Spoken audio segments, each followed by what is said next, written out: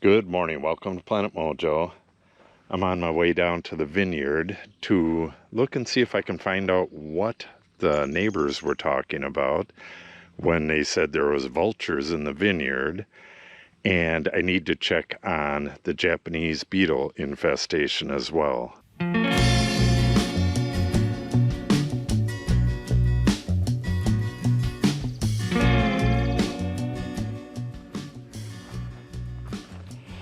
So a few days ago, I was working on the lawnmower over in the shed, and the little girl from down there rode up on her bike all out of breath and told me that there was vultures in the vineyard and they were eating the grapes. So I went and kind of looked down there. I didn't see anything. So, I just didn't go all the way down there. And then a bit later, the little boy from down there came up, and he just ran up, and he was all out of breath as well. And he said the same thing, that there was vultures down in the vineyard and they were eating the grapes. So I had Natalie go and take a look, and she didn't see anything either. Neither one of us went completely down there. Oh no. This cat had a stroke about 2 weeks ago, maybe 3 weeks ago. I'm going to do a video on that as well. He walks with kind of a lean now. We don't actually know if it's a stroke or there's a disease that looks a whole lot like it that will actually go away after a time. But we took him to the vet, and he got antibiotics and all of the treatment that he could get. And he's doing fine now, except that he kind of walks at a lean and sometimes at a real big lean.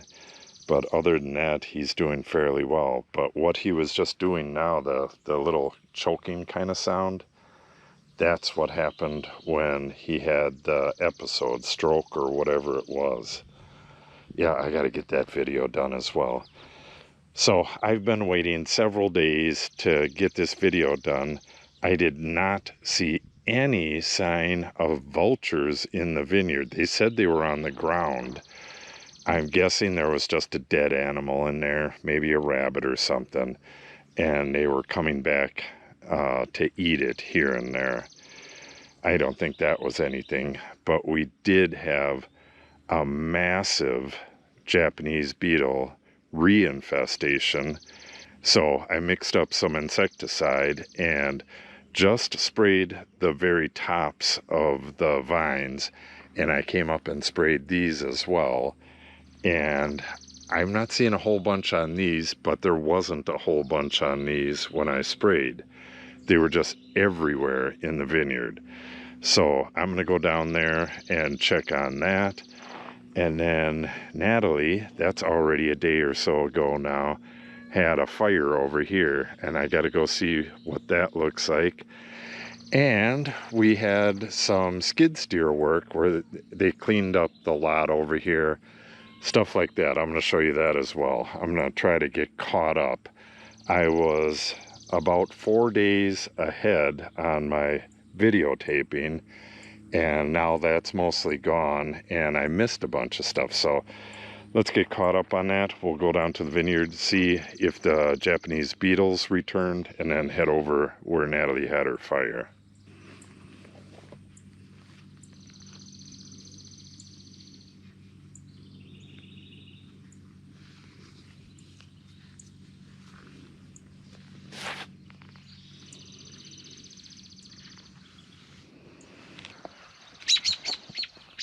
She scared the crap out of me. That's the bird from right here. Where's her nest? Ooh, she's dive bombing me. I can't even see it now.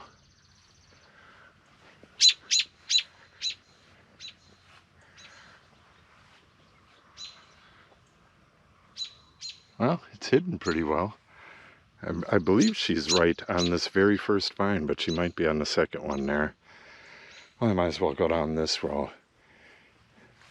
Okay, it's been 2, maybe 3 days since I sprayed.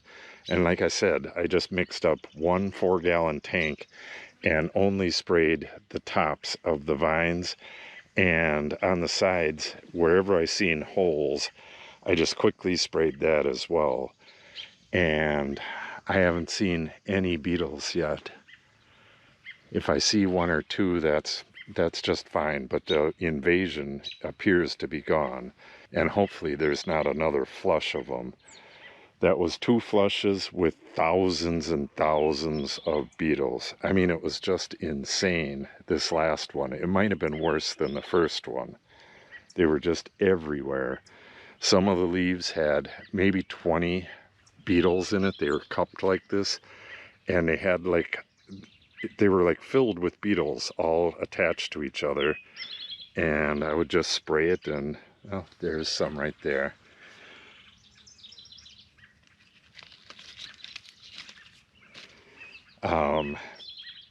What I normally do at this time of the year, yeah, there's another one, is I just take a quick walk up and down the aisles, and any that I see, I spray with 7 in a little squirt bottle, pre-mixed stuff.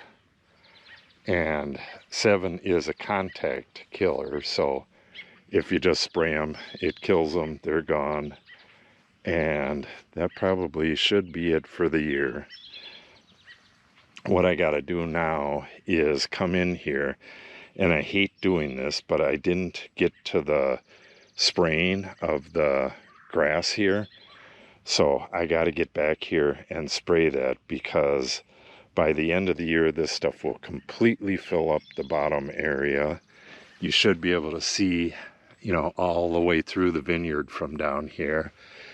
But now we have hedging that needs to be done at the bottom, and I need to get rid of the grass in the rows.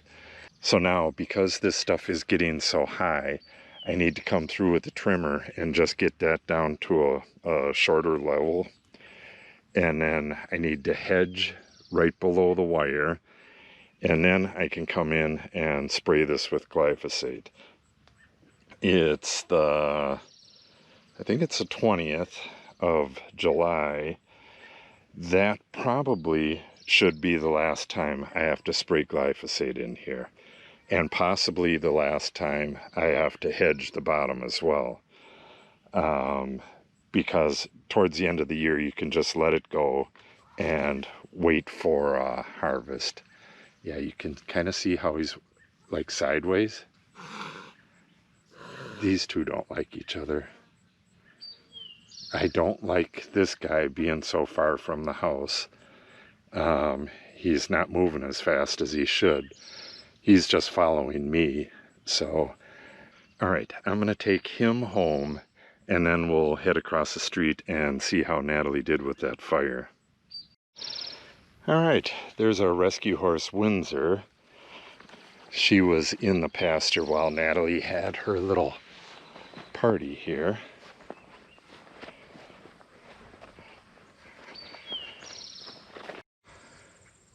All right, not what I expected.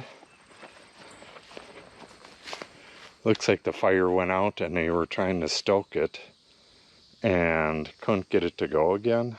I really don't know what they were doing here. Hi, Windsor. Yeah, Windsor needs a mask on. I thought they were at the fire that I had set up over there. The wood that I had set up over there. I think it's taller over there. Oh, look at all them flies. All right, I'm gonna have to go get Natalie to get her mask on and get this cat out of here. This horse is kind of skittish against cats, I think. I have to get over that. Maisie, Maisie, let's go. All right, I was just down there with Windsor, but I might as well show you this. This is what we had done with the skid steer. Every year we have the farmer across the road come and scrape this clean, and then do any skid steer work that we need done around the place. It is dramatically cheaper than owning your own skid steer, but I'd still like to own one. But there was probably, I don't know, maybe 10 inches of poop right here. The year before, it was right up to the top of the platform, I believe. It was a lot deeper last year. And he just pushed it right over here. At some point, we're going to have this dozed back, and it'll be part of the road. This road is going to go up and around and connect with the road up there at some point. And this will be the fill. This hay right here was that big pile that was sitting up here. He moved that as well. And he did some work back here. I'll show you that. This area right here, I've said it a bunch of times before, but if you're new to the channel, this shed here used to belong to someone else, and we bought the shed and the property here from them. I think it was 4 years ago, maybe 5 now. But when they built this, the contractor made this platform to put the shed on, and the dirt came right from the board and then just like dropped straight off. And then within a year or so, it settled out and the floor started dropping down and going over the side of the hill. He did a terrible job. There should have been, 3-4 feet of earth like that before the shed, not the shed right at the edge. He just did the minimal job he could get away with, and there was nobody here to inspect it, so he just did it and left. So I had all of this riprap put here when we had the blocks put in and moved the container. But when that was done, the guy who did it, he couldn't reach over the rocks with gravel to drop gravel up here. And you can't get it from that side. So I had the gravel dropped up on the camper pad up there. And I was wheelbarrowing it down here and around the corner. I did this part the first year that I had the YouTube channel. And last year I didn't do anything on it. So now I got to get back to it. We also had these big concrete blocks that used to be on the pad over by the house. We had those moved over. I got to drill that biggest one, drill some holes in it, break it, and move all that concrete around the corner and use that for fill. And then I got to get all of this gravel. It's a pretty short trip. Just load up the wheelbarrow, come around the corner, and dump it. And hopefully I can get at least most of this filled. I also have them 9 bags of concrete in there, old concrete that I'm going to lay in here, poke some holes in it, and it'll just harden up. So maybe I can get it done, but I'll at least get the pile gone. And if I need more, I'll just order some more. All right, and the last couple things that were done with the skid steer were to move that big pile of rocks that were right there. You can see this was kind of leveled off, but the rain has kind of settled it in a bit and it's kind of lumpy. So I'm going to have to get in here with a rake. I also have to fill in these ruts with dirt and get this all seeded. But it'll be fine after that. And then when I did that hydrant work last year, when he was digging that hole, he came up with a bunch of rocks that were just sitting right here. Those were moved over there as well. And here's all the rocks. These are, well, most of these are going to go into the gray water outlet. I have to finish trenching that down and across the road, and I want it to spill out kind of like a waterfall onto the rocks. Whether I can move some of these big ones or not, it remains to be seen. I want to try to get them right on my hand cart. I have a big industrial hand cart, and if I can't move them, I'll just drag them into a spot, stack them up, and it'll be a work of art, I guess. The reason I didn't get this miscellaneous stuff on film is the day that he was doing the skid steer work, I had filmed that, and then the computer crashed and I lost all of the film of that. So that is just out of here. And then for a couple days I've been trying to film down in the vineyard, but it was over the weekend. It's Monday right now. It was over the weekend, and there was just people that came up from Milwaukee and wherever the hell they live. There was just people everywhere. And the neighbors were here down the road here. The neighbors at the end of the road were here. Not the ones that live here, but the neighbors from Illinois. They were here. They got their tractor stuck. I had to pull their lawnmower tractor. I had to pull that out for them. And I also had to pull Natalie. Natalie went down the hill and it was a little too damp. She couldn't get back up, so I drove our tractor back up the hill for her. So it's just been really, really busy around here and really, really hot out. But today I got to get down to the vineyard and do that trimming that I was talking about. But today I got to get down to the vineyard, do that trimming of the grass, hedging the underside of the vines, and spray glyphosate. So it's going to be a long day, but it might be the last day for that stuff. I don't know. I'll probably have to do a little more hedging and trimming, but as far as the spraying of the glyphosate, this should be it. So I'll do a separate video for that. That's going to be a longer video, I think.